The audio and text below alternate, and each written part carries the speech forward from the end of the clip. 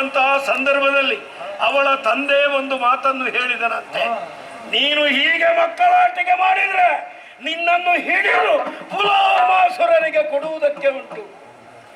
ಏನೋ ಹೀಗೆ ರಂಜನೆಗೆ ಹೇಳಿದ್ದಾಗಿರ್ಬೋದು, ಆದರೆ ರಕ್ಕಸರ ಮೂಲಕವಾಗಿ ಆ ವರ್ತಮಾನ ನಮ್ಮ ಕಿವಿಗೆ ಬಿತ್ತು. ಅಂದಿನಿಂದ ನಾನು ಮನದಲ್ಲಿ ಯೋಚಿಸಿದೆ, ಮದುವೆ ಆಗುವುದಿದ್ರೆ ಪುಲೋಮೆಯನ್ನೇ ಎನ್ನುವ ಹಾಗೆ. ಆದ ಕಾರಣವೇ ಮದುವೆ ಆಗದೆ ಜಾತಕ ಪಕ್ಷಿಯ ಹಾಗೆ ನಾನಿನ್ನೂ ಕಾಯುತ್ತಾ ಇದ್ದೇನೆ. ಈ ಮಧ್ಯೆ ಅಲ್ಲಿ ಅವಳ ಮದುವೆ ಆಗಿದೆ. ಹೌದಪ್ಪ, ಅವ ಮಹರ್ಷಿ, ಅವನ ಹೆಸರೇನು? ಭೃಗು ಮಹರ್ಷಿ. ಭೃಗು ಮಹರ್ಷಿಗೆ ಅವಳ ತಂದೆ ಅವಳನ್ನು ಮದುವೆ ಮಾಡಿಕೊಟ್ಟಿದ್ದಾನೆ. ಆದರೂ ಅವಳ ಮೇಲಿನ ಆಶೆ ಇನ್ನೂ ಕಡಿಮೆ ಆಗಲಿಲ್ಲ. ಈಗ ನಾರದರು ಬಂದು ಹೇಳಿದ್ದೇನು, ಈ ಸಂದರ್ಭದಲ್ಲಿ ಅವರ ಆಶ್ರಮವನ್ನು ನೀನು ಸೇರಿದೆ ಎಂದಾದರೆ ಅವಳನ್ನು ಸ್ವಾಧೀನ ಮಾಡುವುದಕ್ಕೆ ಸಾಧ್ಯ. ಕಾರಣ ಏನು ಅಂತ ಗೊತ್ತುಂಟ? ಅವಳ ಗಂಡನಾದಂತಹ ಭೃಗು ಮಹರ್ಷಿ ಬೇರೆ ಲೋಕಕ್ಕೆ ಹೋಗಿದ್ದಾನಂತೆ, ಯಾವುದೋ ಯಾಗವನ್ನು ಮಾಡುವುದಕ್ಕೆ. ಹಾಗಿದ್ರೆ ನಾರದರ ಅಭಿಮತದಂತೆ ಈ ಸಂದರ್ಭವನ್ನು ನಾವು ಸರಿಯಾಗಿ ಉಪಯೋಗಿಸಲೇಬೇಕು. ನೇರವಾಗಿ ಹೀಗೆ ಹೋಗೋಣವೇ ಸರಿಯಲ್ಲ. ಅವಳ ಮನದ ಇಂಗಿತ ಹೇಗಿದೆ ಎನ್ನುವ ಹಾಗೆ ನೋಡಿ ಮತ್ತೆ ನಾವು ವ್ಯವಹರಿಸಬೇಕು. ಮಾರುವೇಷದಿಂದ ಹೋಗಬೇಕು. ಯಾವ ವೇಷವಾದೀತು? ಸುಲಭದ ವೇಷ ಆಗಬೇಕು. ಸುಲಭದ ವೇಷ ಯಾವುದು? ಬ್ರಾಹ್ಮಣರ ವೇಷ.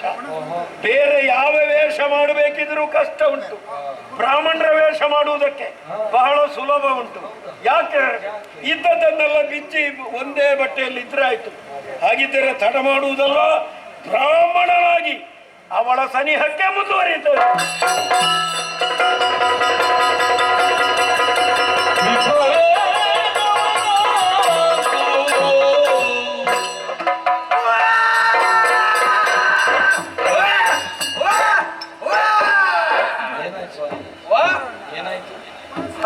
ಇದನ್ನ ಹೇಳು ಸ್ವಾಮಿ, ಜಾತಿ ಸ್ವಭಾವ ಅಂತ.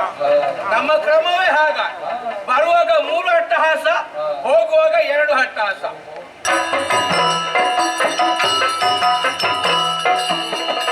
ಶಿವನಾಮ ಜಪಿಸುತ್ತ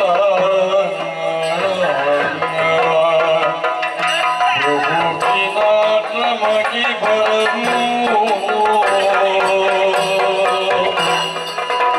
ಭೂಸುರರ ಕಾಡ ರಘುನಾಥಿ ಭಕ್ತಿಯನಿ ಬೇಸಾಯಿ ನಮಿಸುತ್ತು ಭಜರಿಸಿ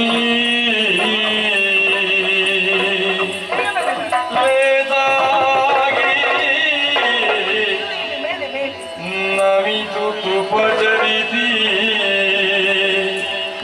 ಆತನ ಶಿವ ಎಂಬ ಮನೆಗೆ ಬಂದಾಯ್ತು. ಆತನ ಶಿವ ಎಂಬ ಮನೆಗೆ ಬಂದಾಯ್ತು. ಏತು ಭಾಗ್ಯವೋ ಅತಿಥಿವರನೇ, ಏಸು ಭಾಗ್ಯವೋ ಏಸು ಭಾಗ್ಯವೋ ಅತಿಥಿವರನೇ.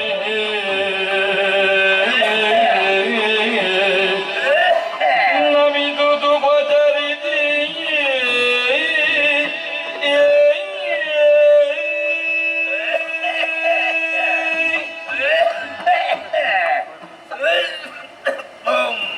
ಸಮಾಧಾನವನ್ನ ಮಾಡಿಕೊಳ್ಬೇಕು. ಕೆಮ್ಮು ಮತ್ತು ತಮ್ಮು. ಪ್ರಾಯವಾದಾಗ ಹಾಗಾಗುವುದು ಅದು ಸಹಜ. ಕೆಮ್ಮು ಯಾವಾಗಲೂ ಇಲ್ಲ, ಮತ್ತೆ ವಾರದಲ್ಲಿ 7 ದಿನ ಮಾತ್ರ. ಮತ್ತೆ ಕಡಿಮೆ ಇರುವುದು ಯಾವಾಗ? ಮತ್ತೊಂದು ಗಂಟು ನೋವು. ಹೌದಾ? ದೇವರ ದೇಹದಲ್ಲಿ ಅದು ಯಾವಾಗಲೂ ಇಲ್ಲ. ಮತ್ತೆ ತಿಂಗಳಿಗೆ 3 ದಿನ 30 ದಿನ ಮಾತ್ರ. ಅಷ್ಟೇಯಾ? ಮತ್ತೊಂದು ಹೊಟ್ಟೆ ನೋವು. ಹೊಟ್ಟೆ ನೋವಾ? ದೇವರು ಅದರಲ್ಲೇ ಸ್ವಲ್ಪ ಕ್ಷಮೆ ಕೊಟ್ಟಿದ್ದಾರೆ, ಯಾವಾಗಲೂ ಇಲ್ಲ. ಮತ್ತೆ ವರ್ಷದಲ್ಲಿ 360 ದಿನ ಮಾತ್ರ. ಹಾಗೆ ನಿಮಗೆ ನೋವು ತಪ್ಪಿದ ದಿನ ಇಲ್ಲ ಅಂತ ಆಯ್ತು. ನೋವನ್ನು ಬಿಟ್ಟು ನಾನಿಲ್ಲ, ನನ್ನನ್ನು ಬಿಟ್ಟು ನೋವಿಲ್ಲ. ನಮ್ಮೊಳಗೊಂದು ಇದು ಸಂಬಂಧ. ಅವಿನಾಭಾವ. ಹೌದೌದು. ಶಂಭೋ ಶಂಕರ. ಬ್ರಾಹ್ಮಣರೇ, ಬ್ರಾವ. ಮೊದಲಾಗಿ ವಂದಿಸಿಕೊಂಡವಳಿದ್ದೇನೆ. ಒಳ್ಳೆಯದಾಗಲಿ, ಶುಭವಾಗಲಿ. ಸತ್ಕುಲ ಪ್ರಸೂತರಾದಂತಹ ಸದ್ಬ್ರಾಹ್ಮಣರನ್ನ ಸತ್ಕರಿಸಿದರೆ ಸಾಕ್ಷಾತ್ ದೇವರನ್ನೇ ಉಪಚರಿಸಿದಂತಹ ಫಲಗಳು ಬರ್ತವೆ. ಎನ್ನುವ ಹಾಗೆ ಹಾ. ಪ್ರಾಜ್ಞರಾಡಿರುವಂತಹ ಮಾತು. ಬಲ್ಲವರೇ ಬಲ್ಲರು ಬೆಲ್ಲದ ರುಚಿಯ ಕುಲ್ಲರೇ ನರಿವರು. ಹೌದಪ್ಪ, ಅಂತ ವಾಕ್ಯಗಳೆಲ್ಲ ನಿಮ್ಮ ಬಾಯಿಂದಲೇ ಬರಬೇಕು. ನಮ್ಮಲ್ಲಿ ಬಾಯಲ್ಲಿ ಅಗ್ನಿ, ಕೈಯಲ್ಲಿ ಅಗ್ನಿ, ಎಲ್ಲ ಅಗ್ನಿ. ಹೌದಾ? ಅರ್ಥವಾಗುತ್ತೆ. ಹಾ. ನಿಮ್ಮನ್ನ ಕಂಡಾಗ ಹಾ. ಆ ಸದಾಶಿವನೇ ನನ್ನ ಮನೆಗೆ ಬಂದ ಹಾಗಾಯಿತು. ಯಾವ ಸದಾಶಿವ? ಯಾವ ಸದಾಶಿವ ಎಲ್ಲಿದ್ದಾನೆ ಈಗ? ಯಾವ ಸದಾಶಿವ? ಆರೋಗ್ಯ. ಹಾಗಲ್ಲ ಹೇಳಿ. ಹಾ, ಕೈಲಾಸ. ದೇವದೇವೋತ್ತಮನಾದ ಹಾ. ಪರಶಿವನು ನನ್ನ ಮನೆಗೆ ಬಂದರು ಎನ್ನುವ ಹಾಗೆ ಭಾವಿಸಿ ಚಂದ್ರಚೂಡ. ಹೌದೌದು. ಬ್ರಾಹ್ಮಣರೇ, ಓ. ನಿಮ್ಮ ಪಾದವನ್ನು ತೊಳೆದಿದ್ದೇನೆ. ಅದನ್ನೇ ಶುದ್ಧೋದಕ ಎನ್ನುವ ಹಾಗೆ ತಲೆಯ ಮೇಲೆ ಪ್ರೋಕ್ಷಿಸಿಕೊಂಡವಳಿದ್ದೇನೆ. ಓ. ಈಗ ಸ್ವಲ್ಪ ಆಗುವುದಿಲ್ಲ, ಹಾ. ನಡೆಯುವುದಕ್ಕೆ ಸರಿಯಾಗಿ ಆಗುವುದಿಲ್ಲ. ಸೊಂಟಲವ? ಹಾಗಲ್ಲ ಸ್ವಾಮಿ, ಮತ್ತೆ? ಕೂತರೆ ಏಳುವುದಕ್ಕಾಗುವುದಿಲ್ಲ, ಎಂದರೆ ಹಾ, ನೀನು ಬರ್ಗಿಣಿ ಅಲ್ವಾ? ದೇವರೇ, ಬರ್ಕಿಣಿ ಅಲ್ಲ, ಗರ್ಭಿಣಿ ನಾನು. ಸ್ವಲ್ಪ ಹೆಚ್ಚು ಕಮ್ಮಿ ಆಯ್ತು. ತುಂಬಾ ಗರ್ಭಿಣಿ ಇದ್ದೇನೆ. ಹಾ. ಆದರೂ ಇದು ಯಾವಾಗ ಹೇಳಲಿಕ್ಕೆ ಎಲ್ಲರೂ ಹೇಳಿದ್ದಾರೆ? ಯಾವಾಗ? ಇಲ್ಲ ಇಲ್ಲ, ಇದುವರೆಗೆ ಏನಂತ ಗೊತ್ತಿಲ್ಲ. ಯಥೋಚಿತವಾದಂತಹ ಸತ್ಕಾರವನ್ನ ಮಾಡಿದವಳಿದ್ದೇನೆ. ಪರೀಕ್ಷೆ ಎಲ್ಲ ಸರಿ ಮಾಡಿಕೊ ಆಯ್ತಾ? ಆಯ್ತಾಯ್ತು. ಹೆಚ್ಚು ದುಡಿಬೇಡ. ಇಲ್ಲ ಅಲ್ಲ, ಸುಡಿಬೇಕು ಅಂತೆ. ಈ ಸಮಯದಲ್ಲಿ ಸ್ವಲ್ಪವಾದರೂ ಬೆವರು ಹರಿಬೇಕು. ಅದು ಒಬ್ಬೊಬ್ಬರು ಉಂಟು ಹೇಳಿದ್ರು. ಕೆಲವರು ದುಡಿಬೇಕು, ಕೆಲವರು ದುಡ್ಡು ತಂದ್ರೆ ಇಲ್ಲಪ್ಪ. ಆದರೂ ಕೂಡ ಹಾ. ಆಗುವಷ್ಟು ಸತ್ಕಾರ ಮಾಡಿದ್ದೇನೆ. ಸಾಕು. ಏನಾದರೂ ತಪ್ಪಿದ್ದರೆ ಹಾ. ನಿಮ್ಮ ಹೊಟ್ಟೆಗೆ ಹಾಕಿಕೊಳ್ಬೇಕು. ಎಂತ ಗಂಡು? ಅದೊಂದು ಬಾಯಿ ಮಾತಿಗೆ ಹೇಳಿ ಹಾ, ಹಾ. ಹೇಳುವ ಕ್ರಮ ಹಾಗೆ. ನಾವು ಅಂಶ ಕ್ಷೀರ ನ್ಯಾಯ. ಹೌದು. ಒಳ್ಳೆದು ಮಾತ್ರ ಸ್ವೀಕಾರ ಮಾಡ್ತಾರೆ, ಸ್ವೀಕಾರ ಮಾಡುವವರು. ಕೆಟ್ಟದನ್ನು. ಹೌದಾ? ಆದರೂ ಕೂಡ ನನಗೊಂದು ಅನುಮಾನ ಕಾಡ್ತಾ ಉಂಟು. ಹಾ. ಈ ಸಮಯದಲ್ಲಿ ಹಾ. ನನ್ನ ಆಶ್ರಮದಿಂದ ಬಂದವರಿದ್ದೀರಾ? ಹೌದೌದು. ಎಲ್ಲಿಂದ ಬಂದದ್ದು? ಹಾ. ಯಾಕಾಗಿ ಇಲ್ಲಿಯವರೆಗಾಗಿ ಬಂದಿದ್ದೀರಾ? ಹಾ. ಏನಾಗಬೇಕು ನಿಮಗೆ? ಹಾ. ಏನಾದ್ರೂ ಇದ್ರೆ, ಹಾ. ಏನಾದ್ರೂ ಬೇಕು ಎನ್ನುವ ಹಾಗೆ ಬಯಕೆ ನಿಮ್ಮಲ್ಲಿದ್ರೆ ಹಾ. ಎಲ್ಲವನ್ನೂ ಕೂಡ ನಾವು ಕೊಡಬಲ್ಲೆ. ಹೌದಾ? ಆದ್ರೆ ಒಂದು ವಿಚಾರ, ಏನು? ನನ್ನವರು ಮನೆಯಲ್ಲಿ ಇಲ್ಲ. ಗಂಡ ಇಲ್ವೋ? ಇಲ್ಲ ಇಲ್ಲ. ಅವ್ಯಾರು ಡ್ರಗ್ಗು ಅಲ್ಲಲ್ಲ, ಒಬ್ರಿಗೂ ಫಿಲೋಮಿನ ಅಂದ್ರೆ ನೀನಲ್ವ? ಫಿಲೋಮಿನ ಅಲ್ಲ ಅಲ್ಲ, ಫಿಲೋಮಿನ ಬರೋದಿಲ್ಲ. ಪುಲೋಮೆ. ಏನಾದ್ರೂ ಆಗಬೇಕಾದ್ರೆ ಹಾ. ಹೇಳಿದ್ರೆ ಹಾ. ಬೇಗ ಅಂತೇಳಿ ಅಲ್ಲ, ಹಾ. ಎಷ್ಟು ಬೇಗ ಹೋಗಿ ತಂದು ಕೊಡುವುದಕ್ಕಾಗುತ್ತೋ ಅಷ್ಟು ಬೇಗ ತಂದು ಕೊಟ್ಟೇನು. ಚಿಕ್ಕದಾಗಿ ಚೊಕ್ಕವಾಗಿ ಕಾಲಮಿತಿಯಲ್ಲಿ ಮುಗಿಸುವ. ಅದು ಎಲ್ಲರಿಗೂ ಗೊತ್ತಿದ್ದಂತೆ. ಜೊತೆಗೆ ಕಾಲಮಿತಿ ಆಯ್ತು ಒಬ್ಬರದ್ದು. ಸತ್ಯ ಹೇಳ್ಬೇಕು, ಏನು? ನನಗೆ ಕಣ್ಣು ಕಾಣುವುದೇ ಇಲ್ಲ. ಹೌದಾ? ಮೊದಲು ಕಾಣ್ತಾ ಇತ್ತು, ಸತ್ಯ ಹೇಳ್ತಾನೆ. ಈಗ ನಿನ್ನ ಕೊರಳಲ್ಲಿ 2 ಸೆಲ್ಲ ಮಾಂಗಲ್ಯ ಉಂಟಲ್ಲ, ಬಟ್ಟೆ ಆಗುವುದಿಲ್ಲ. ಸ್ವಾಮಿಗಳೇ, ಓ, ಒಂದು ಕೈ ಮುಗಿಯುತ್ತೆ. ಏನು? ಸುಮಂಗಲ ಸ್ತ್ರೀಯ ಕೊರಳಿರುವಂತಹ ಮಾಂಗಲ್ಯ ಓ, ಕಾಣದಿದ್ದರೂ ಕಾಣಲಿಲ್ಲ ಅಂತ ಮಾತ್ರ ಹೇಳಬೇಡಿ. ನಾವೆಲ್ಲ ಇಟ್ಟದ್ದು ನಾವು ಕಾಣುತ್ತಾ ಉಂಟು. ಬ್ರಾಹ್ಮಣರಲ್ಲ. ಬ್ರಾಹ್ಮಣ ಗೊತ್ತಾಯ್ತು. ಈಗ 2 ಸಲದ ಹೌದಾ? ನಾವು ತ್ರಿಕಾಲಜ್ಞಾನಿಗಳಲ್ಲ. ಕಾಲಜ್ಞಾನಿಗಳು. ಹೇಳಿ. ಹೋಗಿಲ್ಲದೆಂದು ಬಲು ದಿನ ಕಾವಲು ದಿನ ಬಂತು. ಹೌದಪ್ಪ. ಬೇಸಾಯ್ತು.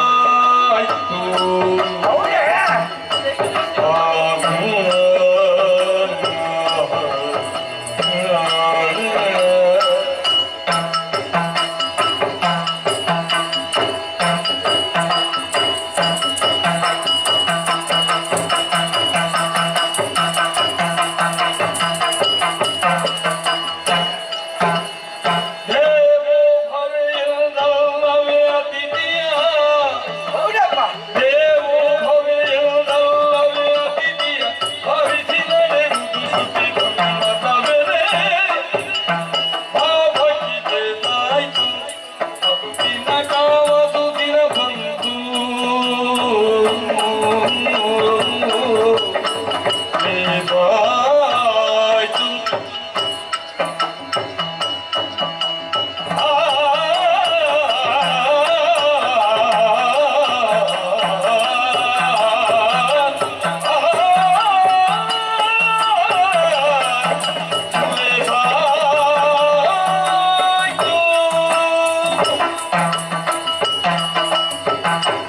ಅಯ್ಯೋ ಅಯ್ಯೋ, ನೀವು ಹೀಗೆ ಮಾಡಿದ್ರೆ ನೀವು ಹಿಡಿದ ಕೋಲು ಅಲ್ಲಿ ಬಿದ್ದಿದೆ, ನೀವು ಇಲ್ಲೇನು ಮಾಡ್ತಾ ಇದ್ದೀರಿ?